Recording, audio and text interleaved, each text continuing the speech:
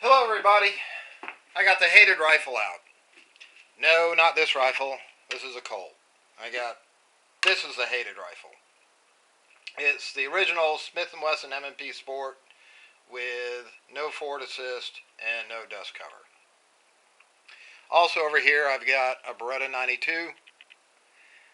It's not an M9, it is a 92, but since the Army's going to the SIG P320 and it's being relegated to history, I thought it was feeling a little lonely, so I put it out for a little airtime.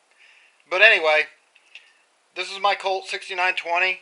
Of course, it has a dust cover and a forward assist, and it's a great gun. Take that off the table and take the 92 off the table and talk about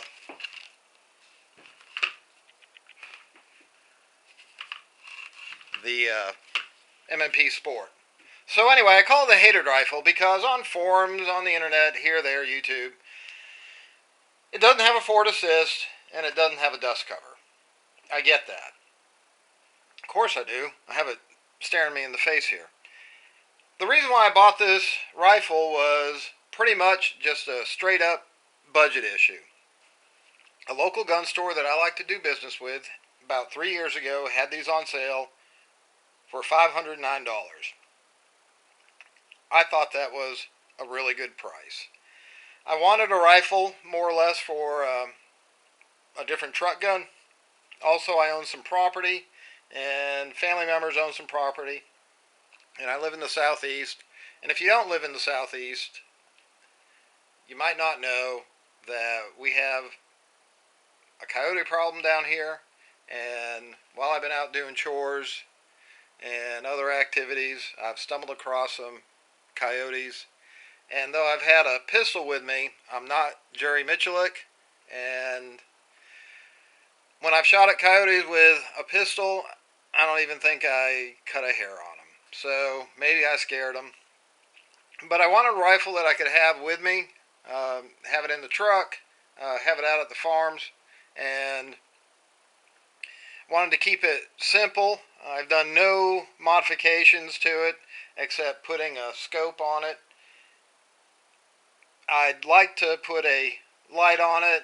I may switch the fore-end around, but part of this project, if you will, or lack of a project, was just keeping it basic stock.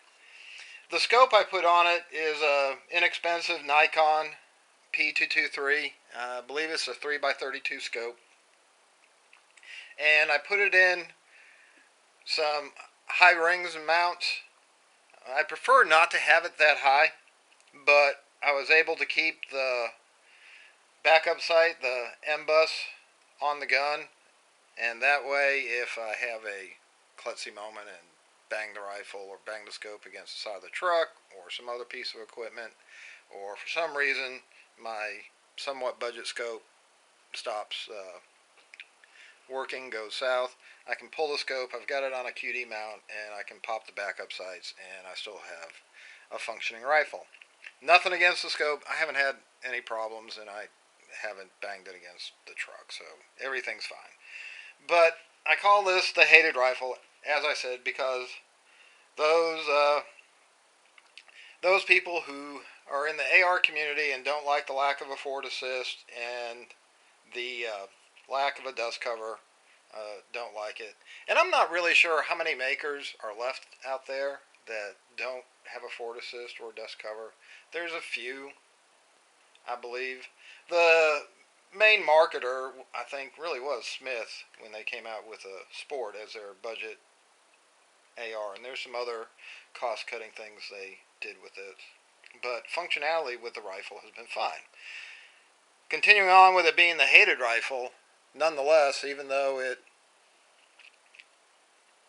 doesn't have the forward assist and a dust cover, it does have a very dangerous, makes it more deadly, bayonet lug.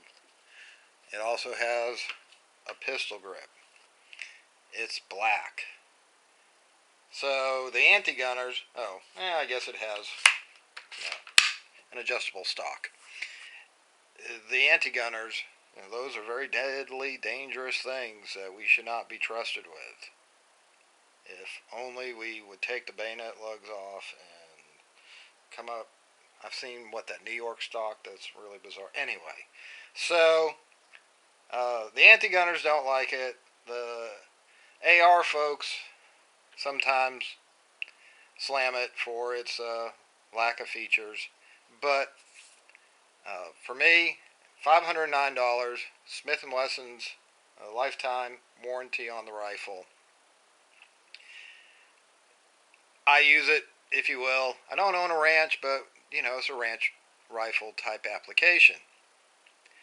So I realize Ruger does make a ranch rifle, but it's more expensive. The other thing about this rifle, I don't have a high round count through it. I don't know, 500 or 600 rounds. But it's been flawless for the time that I've had it. To be blunt, if I was in a C-130 going to some lonely land to go into a combat zone, this would not be the rifle that I would take. For my purposes, as I said, it works. For home defense, I think you're okay. You're not going to be, hopefully in your home you're not going to be dragging it through the mud and crossing rivers and so forth. So for home defense, I think it's fine. Certainly, for my purposes, I said a ranch rifle. For hunting purposes, it's going to be fine.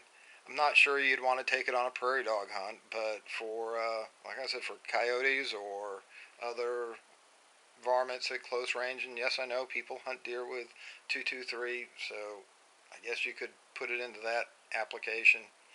But that's generally my thinking on this rifle. So what I'm going to do, I'm going to try and cause a disaster. I'm going to do a couple things this afternoon if I can keep my schedule clear. Have sitting over here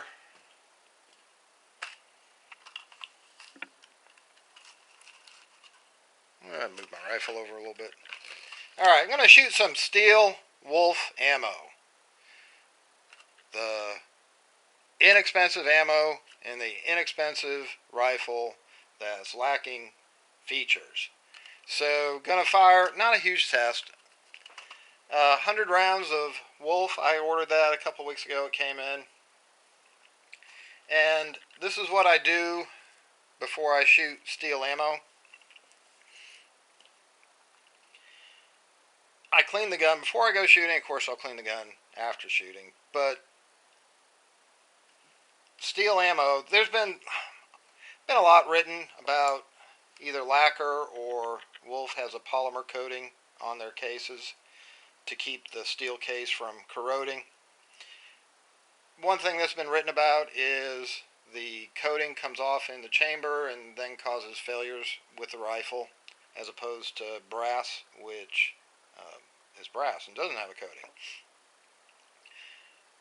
I don't know. Yes, maybe. No, maybe. Supposedly the polymer coating is such a good polymer. It's high temperature. It doesn't come off in the chamber. Okay. Don't know on that. But what I do know is, and I'm not a metallurgist, so if I say the wrong thing, it's just because I'm talking about experience and I haven't got a degree.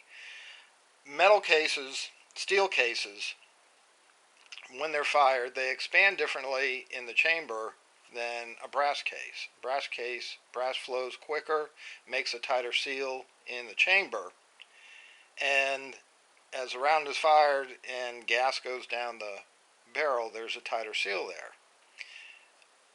I don't believe steel ammo forms the same seal or forms the seal as quickly, so as the pressure builds in the barrel, some of the gas, carbon, flows back into the chamber and around the case. So the ammunition tends to be a little bit dirty.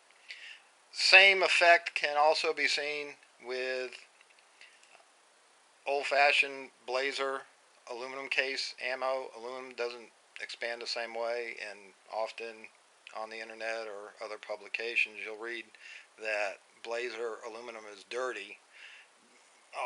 Yes, it is to a certain extent. It is a budget ammunition, but part of that is, once again, the aluminum case isn't sealing the chamber as well as brass does, and so you get a little bit of gas and carbon coming back through the chamber. So as you fire rounds, that carbon and gas is coming back around the case into the chamber and causes some buildup of fouling. The other aspect about the rifle is this is a carbine linked gas system, and there's something called dwell time, the amount of time the cartridge case is actually in the chamber during the firing cycle of the rifle. And mid-length gas systems, being a little further out, takes milliseconds longer for the gas to travel out and for the action to cycle than on a carbine length system. So I think the fouling might be a little worse with a carbine gas system. That being said, with doing what I do, I clean the chamber with bore brush and solvent and follow up with patches. Make sure the chamber's good and clean, of course the barrel too. And then I shoot steel ammunition, and I've had no problems. Most of what I've shot, some Tula, but most of what I get is Wolf, and I'm not even sure if they're made in the same factory or whatnot, but I get Wolf. The other issue is, as opposed to my Colt that I just took off the table, these rifles don't have a chrome chamber or a chrome bore.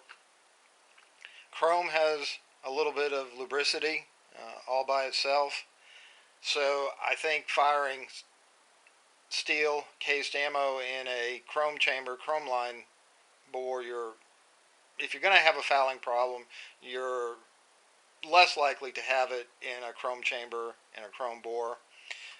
I've read different things. When this rifle first came out, it had the 5R rifling, and the chamber and bore was melanite coated. I've read different things at Smith. It has or has not continued to melanite the chamber and bores. Don't know. But by cleaning it the way I do and heading out with a clean gun at the start of my shooting, I haven't had any problems shooting steel. So the other cast of characters, just to game it a little bit and let the dreaded steel ammo work as best it can, I'm going to be using a Lancer AWM magazine. For those of you who aren't familiar with Lancer magazines, this is a polymer magazine, but it has steel feed lips. I've got an old Colt. Not sure if my camera will catch that, but this is a Colt AR-15 magazine that I've had. I think it's about 30 years old. It's functioned in all the ARs I've had over the years. Never had a problem with the magazine. So never shot in this gun though. So we're going to put a Colt mag in a Smith & Wesson gun, and somewhere the moons and the stars are aligning, and someone won't like that. And the other magazine I have just came in. Set it down. This is a Brownells magazine, and this one, these get good reviews. It's a 30 round AR-15 M16 mag with chrome, silicone spring, mag pull follower, Ranger floor plate. Ranger floor plate. Remember, Rangers lead the way, all the way. The magazine is 61 heat treated aluminum for added strength. So, going to give that a try. I'm pretty optimistic it's going to function pretty well. Anyway, so today's adventure, pretty mild adventure. Going to put 100 rounds of cheap ammunition through an inexpensive rifle and see how that all turns out. So anyway, always remember to check your 6, and I'll have some other videos posted up a little bit later. Thanks for watching.